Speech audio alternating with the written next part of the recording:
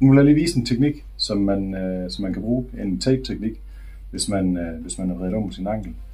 Mange af de ankelproblematikker, vi ser, det skyldes faktisk, at folk de er vredet om på den her måde. Og det kan ske, det er, at vi har et lægebånd her, der går fra ankelknogen ned til fodrodsknogle, som så får sådan en forstrækning eller en forstuvning. Og så kan man lægge en tape, og den er ret simpel at lægge. Så den man kunne lægge derhjemme, hvis man bare har noget af det her sportstape. Det man skal gøre først, det er at lægge så et anke omkring ankel her. Og det skal ikke være for stramt. Det skal bare lige være sådan, så man har noget at binde tape fast på. Og så sætter man fast herom over ankel, eller underben, og så Johan, hvis du holder dit ben og din fod på den stilling der, så kommer man rundt om her. Og så skal man lige have lidt stræk over her. Og så kommer man op og hæfter herop igen.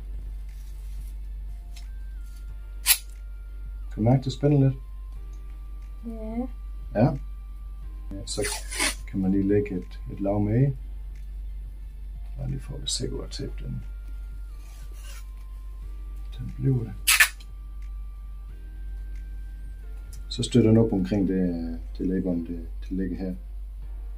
Nu skulle vi gerne kunne mærke, at det er sværere at komme i den retning der. Det er en ret simpel tape-teknik at bruge, så man sagtens kunne lægge det hjemme. Alt efter smerteintensitet, og hvis man kan mærke løshed i anklen og så videre, så kan det godt være nødvendigt at supplere med noget genoptræning. Det kunne især være noget balancetræning og noget styrketræning i anklen. Hvis man er i tvivl i forhold til det, så må I endelig tage fat i os ved Fysio Danmark, Aabenraa, Rødekro og Harslev. Vi vil rigtig gerne hjælpe jer. Vi kan både hjælpe med at lægge den her tape, men også give jer råd i vejledning i forhold til, hvordan det er smartest at håndtere det og komme hurtigt af sit fri.